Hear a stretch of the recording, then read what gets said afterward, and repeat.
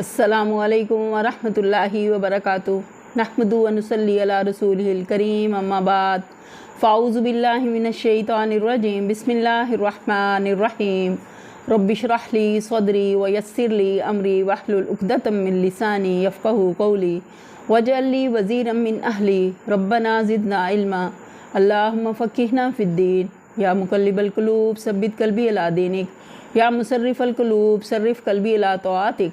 अल्लाहुम्मा अल्हिमनी रुश्दी व इज़्नी मिन शर्रि नफ़्सी अल्लाहुम्मा इन्नी अस्सलुकल हुदा वत्तुक़ा वल अफ़ाफ़ा वल गिना रब्बिग़फ़िर वरहम व अंता ख़ैरुर राहिमीन रब्बिरहमहुमा कमा रब्बयानी सग़ीरा अल्लाहुम्मा ला सहला इल्ला मा जअलतहु सहलन व अंता तजअलुल हज़्न सहलन इज़ा शिअता फ़ातिरस समावाति वल अर्ज़ अंता वलिय्यी फ़िद दुनिया वल आखिरह तवफ़्फ़नी मुस्लिमन व अल्हिक़नी बिस्सालिहीन रब्बना ज़लमना अनफुसना व इल्लम तग़फ़िर लना व तरहमना लनकूनन्न मिनल ख़ासिरीन रब्बना ला तुज़िग़ क़ुलूबना बअद इज़ हदैतना व हब लना मिन लदुनका रहमा इन्नका अंतल वहाब इन्नमा अश्कू बस्सी व हुज़्नी इलल्लाह रब्बी इन्नी लिमा अंज़लता इलय्या मिन खैरिन फ़क़ीर अल्लाहुम्मा बारिक लना फ़ी औक़ातिना आमीन सुम्मा आमीन या रब्बल आलमीन। चलिए अपने लेसन का आगाज़ करते हैं। सूरत आल इमरान आयत नंबर 180 तक हमने कवर किया था, रुकू नंबर 9 तक। आज आगे देखते हैं। आऊज़ु बिल्लाहि मिनश शैतानिर रजीम, मैं पनाह मांगती हूँ अल्लाह की शैतान मरदूद से। बिस्मिल्लाहिर रहमानिर रहीम, शुरू अल्लाह के नाम से जो बड़ा मेहरबान नहायत रहम करने वाला है। लक़द समी अल्लाहु क़ौलल लज़ीना क़ालू इन्नल्लाह फ़क़ीरुन व नहनु अग़निया सनक्तुबु मा क़ालू व क़त्लहुमुल अंबिया बिग़ैरि हक़्क़िन व नक़ूलु ज़ूक़ू अज़ाबल हरीक़। जिन लोगों को अल्लाह ने अपने फ़ज़ल से नवाजा फिर वो बुखल से काम ले, अल्लाह ने उन लोगों का कौल सुना। समी अल्लाहु क़ौलल लज़ीना, यहाँ से हमारा सबक है लक़द समी अल्लाहु, अल्लाह ने उन लोगों का कौल सुना जो कहते हैं कि अल्लाह फ़कीर है नऊज़ुबिल्लाह और हम गनी हैं। उनकी ये बातें भी हम लिख लेंगे और इससे पहले जो वह पैगम्बरों को नाहक कत्ल करते रहे हैं वो भी उनके नाम आमाल में सब्त है। जब फ़ैसले का वक्त आएगा उस वक्त हम उनसे कहेंगे कि लो अब जहन्नम के अज़ाब का मज़ा चखो। तो अल्लाह ताला इस आयत में क्या बता रहे हैं कि ये यहूदियों का कौल था कि जब कुरान पाक में ये आयत नाज़िल हुई ना कि मन ज़ल्लज़ी युक़रिज़ुल्लाह कर्ज़न हसना, कि कौन है जो अल्लाह को कर्ज़ हसना दे, अच्छा कर्ज़ दे, तो उसका मजाक उड़ाते हुए यहूदियों ने कहना शुरू किया कि जी हाँ अल्लाह मियाँ मुफलिस हो गए हैं, अब वो बंदों से कर्ज़ मांग रहे हैं। देखिए उनकी दीदा दिलेरी और वो अल्लाह के ऊपर कैसी बातें बना रहे हैं। अल्लाह जो खालिक़े कायनात है, जो हर चीज़ पर कुदरत रखता है, हर चीज़ उसके कब्ज़े कुदरत में है, फिर उस खालिक़ को मालिक और रब के बारे में ऐसी नाजेबा बातें करते हुए वो ज़रा नहीं झिझके, ना डरे, ना दुबके और इतनी बड़ी बड़ी बातें करने लगे। तो अल्लाह ताला ने भी फिर उनको किस बात की खुशखबरी सुना दी कि उनके लिए जहन्नम का आग में जलने का अज़ाब है, तो लो चखो अब अज़ाब का मज़ा। अगली आयत है ज़ालिका बिमा क़द्दमत अयदीकुम व अन्नल्लाह लैसा बिज़ल्लामिन लिल अबीद, ये तुम्हारे अपने हाथों की कमाई है, अल्लाह अपने बंदों के लिए ज़ालिम नहीं है। अल्लाह ताला ने साफ बता दिया कि जो यहाँ दुनिया में कर रहे हैं, दुनिया आखिरत की खेती है कि जो यहाँ करेंगे, जैसे अमाल करेंगे वैसे ही फसल आखिरत में काटेंगे। अगली आयत है अल्लज़ीना क़ालू इन्नल्लाह अहिदा इलैना अल्ला नुअमिना लिरसूलिन हत्ता यातियना बिक़ुरबानिन ताकुलुहुन नार कुल क़द जाअकुम रुसुलुम मिन क़ब्ली बिल बय्यिनाति व बिल्लज़ी क़ुल्तुम फलिमा क़तलतुमूहुम इन कुंतुम सादिक़ीन। जो लोग कहते हैं अल्लाह ने हमको हदायत कर दी है कि हम किसी रसूल को तस्लीम ना करें जब तक कि वो हमारे सामने ऐसी कुर्बानी ना करे जिसे गैब से आकर आग खा ले। उनसे कहो तुम्हारे पास मुझसे पहले बहुत से रसूल आ चुके हैं जो बहुत सी रोशन निशानियां लाए थे और वो निशानी भी लाए थे जिसका तुम जिक्र करते हो। फिर अगर ईमान लाने के लिए ये शर्त पेश करने में तुम सच्चे हो तो इन रसूलों को तुमने क्यों कत्ल किया। बाइबल में मुतअद्दिद मकामात पर यह जिक्र आया है कि अल्लाह के यहाँ किसी की कुर्बानी के मकबूल होने की अलामत ये थी कि गैब से एक आग नमूदार होकर उसे भस्म कर देती थी। नीज़ ये जिक्र भी बाइबल में आता है कि बाज़ मौक़े पर कोई नबी खतनी कुर्बानी करता था और एक गैबी आग आकर उसे खा लेती थी। लेकिन ये किसी भी जगह नहीं लिखा कि इस तरह की कुर्बानी नबूवत की कोई ज़रूरी अलामत है। یا یہ کہ جس شخص کو یہ معجزہ نہ دیا گیا ہو وہ ہرگز نبی نہیں ہو سکتا۔ یہ محض ایک من گھڑت بہانہ تھا جو یہودیوں نے محمد صلی اللہ علیہ وسلم کی نبوت کا انکار کرنے کے لیے تصنیف کر لیا تھا۔ لیکن اس سے بھی بڑھ کر ان کا حق دشمنی کا ثبوت یہ ہے کہ خود انبیاء بنی اسرائیل میں سے بعض نبی ایسے گزرے ہیں جنہوں نے آتشی قربانی کا یہ معجزہ پیش کیا، اور یہ پھر بھی جرائم پیشہ لوگ ان کے قتل سے باز نہ رہے۔ مثال کے طور پر بائبل میں حضرت الیاس کے متعلق لکھا ہے کہ انہوں نے بال کے پجاریوں کو چیلنج دیا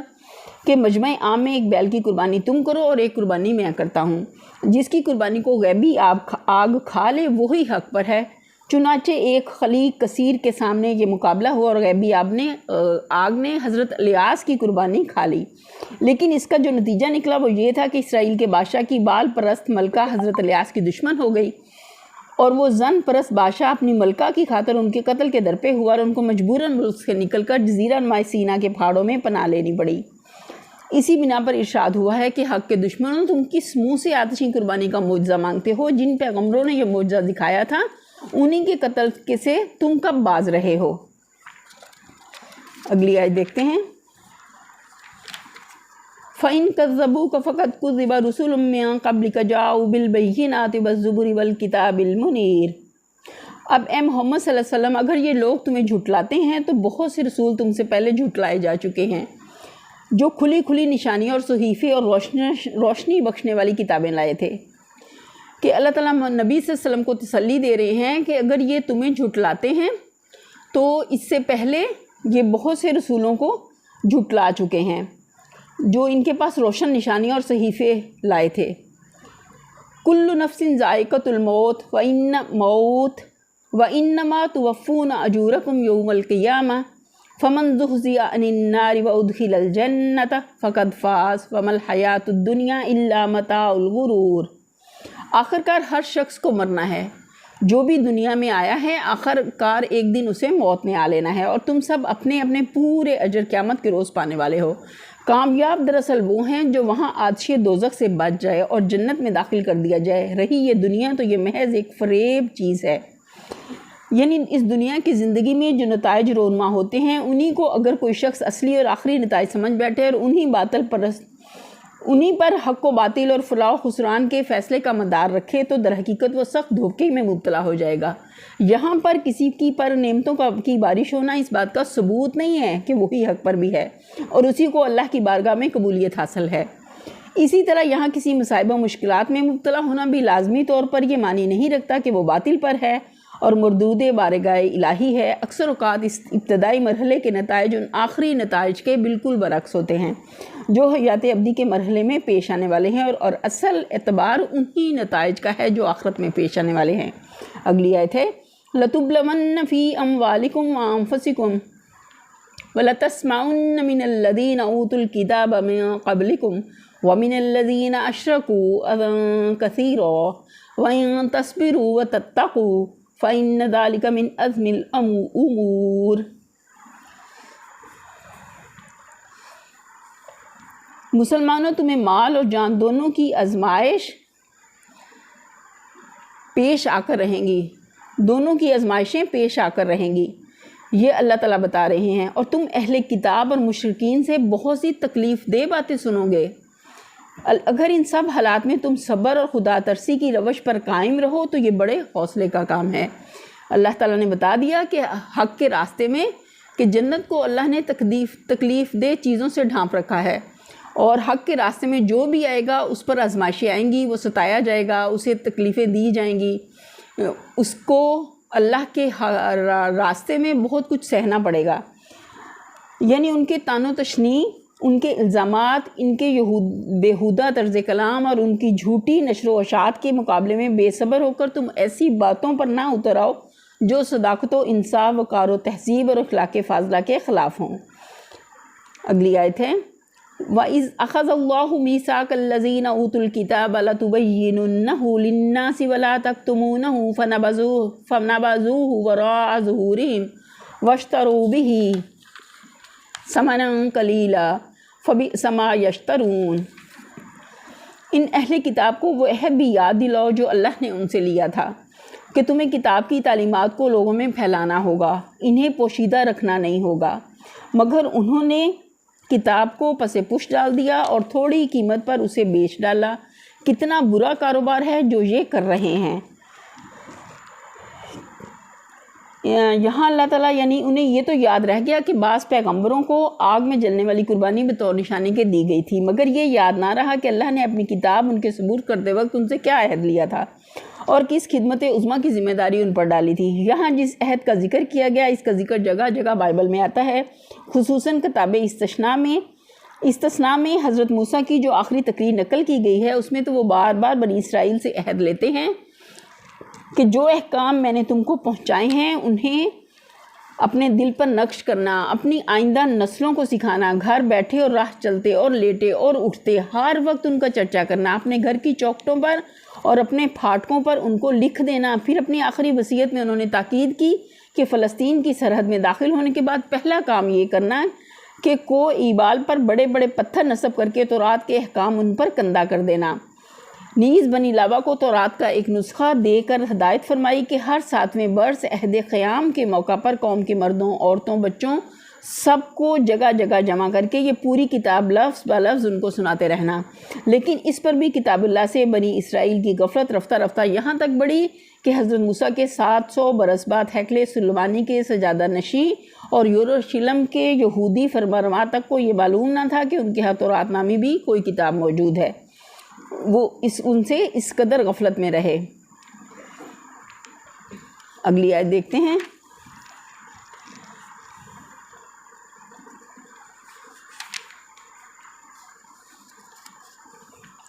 لا تحسبن الذين يفرحون بما أتوا ويحبون أن يحمدوا بما لم يفعلوا فلا تحسبنهم بمفازة من العذاب ولهم عذاب أليم۔ تم ان لوگوں کو عذاب سے محفوظ نہ سمجھو جو اپنے کرتوتوں پر خوش ہیں اور چاہتے ہیں کہ ایسے کاموں کی تعریف انہیں حاصل ہو جو فی الواقع انہوں نے نہیں کیے ہیں۔ مثلاً وہ اپنی تعریف میں یہ سننا چاہتے تھے کہ حضرت بڑے متقی ہیں، دیندار اور پارسا ہیں، خادم دین ہیں، حامی شرع متین ہیں، مصلح مزکہ ہیں، حالانکہ حضرت کچھ بھی نہیں۔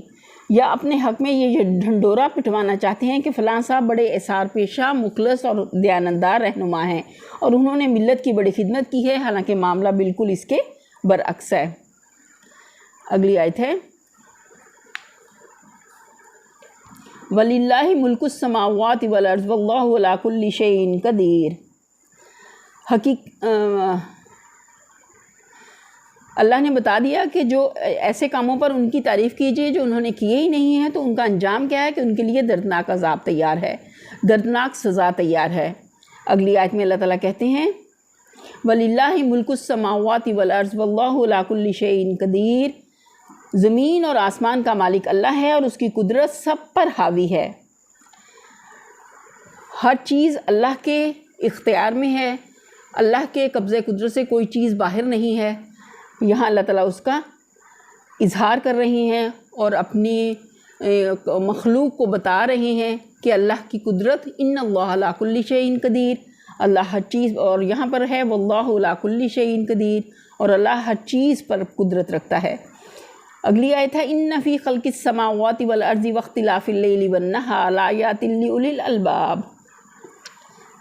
زمین اور آسمانوں کی پیدائش میں اور رات اور دن کے باری باری آنے میں ان ہوش مند لوگوں کے لیے بہت نشانیاں ہیں۔ یہ خاتمہ کلام ہے جو اس آیت میں اللہ تعالیٰ بتا رہے ہیں۔ اس کا ربط اوپر کی قریبی آیات میں نہیں بلکہ پوری سورت میں تلاش کرنا ہے۔ اس کو سمجھنے کے لیے خصوصیت کے ساتھ سورت کی جو تمہید ہے اس کو مد نظر رکھنا ضروری ہے۔ اگلی آیت ہے الذین یذکرون اللہ قیاما وقعودا وعلی جنوبہم ویتفکرون فی خلق السماوات والارض ربنا ما خلقت ھذا باطلا سبحانک فقنا عذاب النار۔ جو اٹھتے بیٹھتے نیک لوگوں کی اللہ نے، جو اللہ کے بندے ہیں، اللہ نے ان کی کیا خصوصیت بتائی ہے، جو اٹھتے بیٹھتے اور لیٹتے ہر حال میں اللہ کو یاد کرتے ہیں اور آسمان و زمین کی ساخت میں غور و فکر کرتے ہیں۔ وہ بے اختیار بول اٹھتے ہیں پروردگار یہ سب کچھ تو نے فضول اور بے مقصد نہیں بنایا ہے، تو پاک ہے اس سے کہ بس کام کرے، پس اے ہمارے رب ہمیں دوزخ کے عذاب سے بچا لے۔ وہ اپنے لیے دعا بھی مانگتے ہیں۔ زمین کی ساخت پر غور و فکر کرتے ہیں، یعنی ان نشانیوں سے ہر شخص بآسانی حقیقت تک پہنچ سکتا ہے، بشرطے کہ وہ اللہ سے غافل نہ ہو اور سارے کائنات کو جانوروں کی طرح نہ دیکھے بلکہ غور و فکر کے ساتھ ان کا مشاہدہ کرے۔ پھر ہے کہ جب وہ نظام کائنات کا بغور مشاہدہ کرتے ہیں تو یہ حقیقت ان پر کھل جاتی ہے کہ یہ سراسر ایک حکیمانہ نظام ہے۔ یہ بات سراسر حکمت کے خلاف ہے کہ جس مخلوق میں اللہ نے اخلاقی حس پیدا کی ہو، جسے تصرف کے اختیارات دیے ہوں، جسے عقل و تمیز عطا کی ہو، اس سے اس کی حیات دنیا کے اعمال پر باز پرس نہ ہو اور اسے نیکی پر جزا اور بدی پر سزا نہ دی جائے۔ اس طرح نظام کائنات پر غور و فکر کرنے سے انہیں آخرت کا یقین حاصل ہو جاتا ہے اور وہ اللہ کی سزا سے پناہ مانگتے ہیں، اپنے لیے اللہ سے دعا کرتے ہیں کہ اللہ ہمیں آخرت میں جہنم کے عذاب سے بچا لے۔ اگلی آیت ہے ربنا انک من تدخل النار فقد اخزیتہ وما للظالمین من انصار۔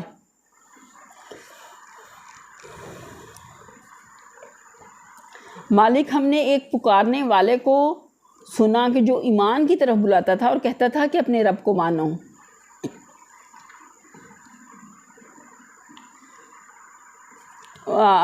اس سے پہلے ہے ربنا انک من تدخل النار، تو نے جسے دوزخ میں ڈالا اسے در حقیقت بڑی ذلت و رسوائی میں ڈال دیا، پھر ایسے ظالموں کا کوئی مددگار نہ ہوگا، ان کے لیے ہمیشگی کا عذاب ہے۔ اگلی آیت ہے ربنا اننا سمعنا منادیا ینادی للایمان ان آمنوا بربکم فآمنا ربنا فاغفر لنا ذنوبنا وکفر عنا سیئاتنا وتوفنا مع الابرار۔ مالک، ہم نے ایک پکارنے والے کو سنا جو ایمان کی طرف بلاتا تھا اور کہتا تھا کہ اپنے رب کو مانو، ہم نے اس کی دعوت قبول کر لی، پس اے ہمارے آقا جو قصور ہم سے ہوئے ہیں ان سے درگزر فرما، جو برائیاں ہم میں ہیں انہیں دور کر دے اور ہمارا خاتمہ نیک لوگوں کے ساتھ کرنا۔ کہ اللہ سے اپنے لیے دعا مانگ رہے ہیں کہ بھول چوک میں جو ہم سے قصور ہو گئے ہیں اس کو ہم سے درگزر فرما۔ اسی طرح یہی مشاہدہ ان کو اس بات پر بھی مطمئن کر دیتا ہے کہ پیغمبر اس کائنات اور اس کے آغاز و انجام کے متعلق جو نقطہ نظر پیش کرتے ہیں اور زندگی کا جو راستہ بتاتے ہیں وہ سراسر حق ہے۔ اگلی آیت ہے ربنا وآتنا ما وعدتنا علی رسلک ولا تخزنا یوم القیامہ انک لا تخلف المیعاد۔ ہاں جی،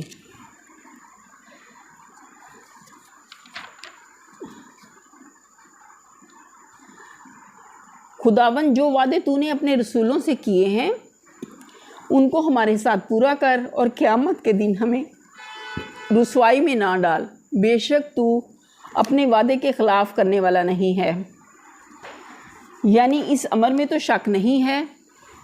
کہ اللہ اپنے وعدوں کو پورا کرے گا یا نہیں، البتہ تردد اس امر میں ہے کہ آیا ان وعدوں کے مصداق ہم بھی قرار پاتے ہیں یا نہیں، یہ غور کرنے کی بات ہے۔ اس لیے وہ اللہ سے دعا مانگتے ہیں کہ ان وعدوں کا مصداق ہمیں بنا دے اور ہمارے ساتھ انہیں پورا کر، کہیں ایسا نہ ہو کہ دنیا میں تو ہم پیغمبروں پر ایمان لا کر کفار کی تضحیق اور طعن و تشیع کے ہدف بنے ہی ہیں، قیامت میں بھی ان کافروں کے سامنے ہماری رسوائی ہو اور ہم پر وہ پھپتی کسیں کہ ایمان لا کر بھی ان کا بھلا نہ ہوا۔ اللہ تعالیٰ ہمیں آخرت کے ایسے نقصان سے بچا لینا۔ اگلی آیت ہے فاستجاب لهم ربهم انی لا اضیع عمل عامل منکم من ذکر او انثی بعضکم من بعض فالذین ہاجروا واخرجوا من دیارہم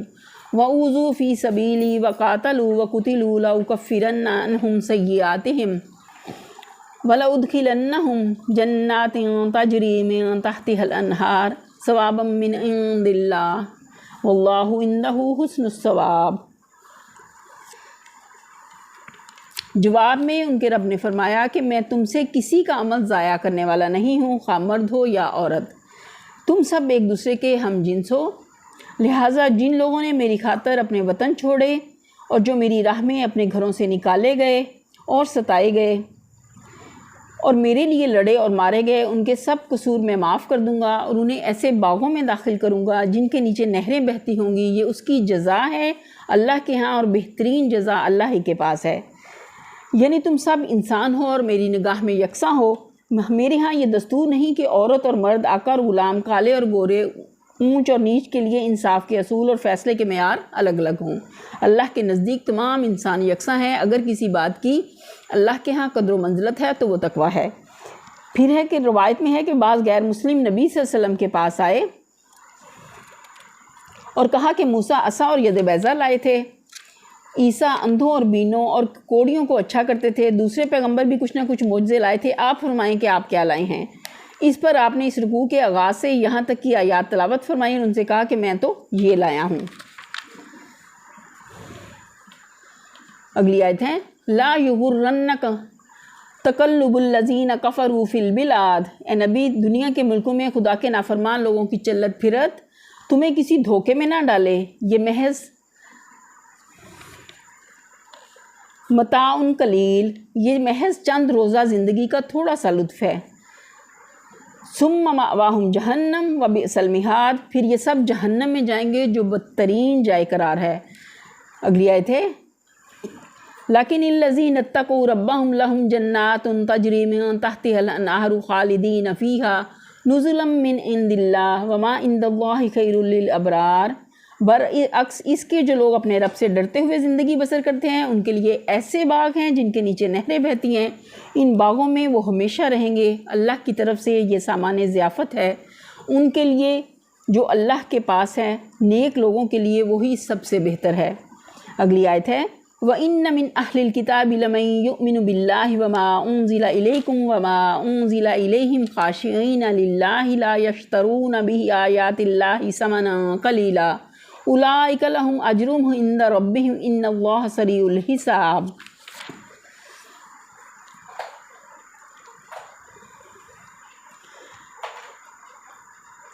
اہل کتاب میں سے کچھ لوگ ایسے ہیں جو اللہ کو مانتے ہیں، اس کتاب پر ایمان لاتے ہیں جو تمہاری طرف بھیجی گئی ہے، اور اس کتاب پر بھی ایمان لاتے ہیں جو اس سے پہلے خود ان کی طرف بھیجی گئی تھی، اللہ کے آگے جھکے ہوئے ہیں اور اللہ کی آیات کو تھوڑی سی قیمت پر بیچ نہیں دیتے، ان کا اجر ان کے رب کے پاس ہے اور اللہ حساب چکانے میں دیر نہیں لگاتا۔ اگلی آیت ہے یا ایھا الذین آمنوا اصبروا وصابروا ورابطوا واتقوا اللہ لعلکم تفلحون، اے لوگوں جو ایمان لائے ہو، کرنے کا کام کیا ہے؟ صبر سے کام لو، کیسی بھی مشکل آ جائے، کتنی بڑی مصیبت پڑ جائے، اس وقت میں اپنے آپ کو اللہ کی رضا کے اوپر اپنے آپ کو تھام لیں، باطل پرستوں کے مقابلے میں پامردی دکھاؤ۔ یہ اللہ تعالیٰ حق پرستوں کے لیے اللہ کی نصیحت ہے، حق کی خدمت کے لیے کمر بستہ رہو اور اللہ سے ڈرتے رہو، امید ہے کہ فلاح پاؤ گے، کہ اگر تم اپنے اندر ان خوبیوں کو لے آؤ گے، اللہ کے راستے میں استقامت اختیار کرو گے اور صبر سے کام لو گے تو انشاءاللہ تعالیٰ اخروی کامیابی تمہارا مقدر بنے گی۔ یہیں پر ہم اپنے لیسن کا اختتام کرتے ہیں۔ وآخر دعوانا الحمدللہ رب العالمین، سبحان ربک رب العزت عما یصفون وسلام علی المرسلین والحمدللہ رب العالمین، آمین ثم آمین یا رب العالمین۔ السلام علیکم ورحمۃ اللہ وبرکاتہ۔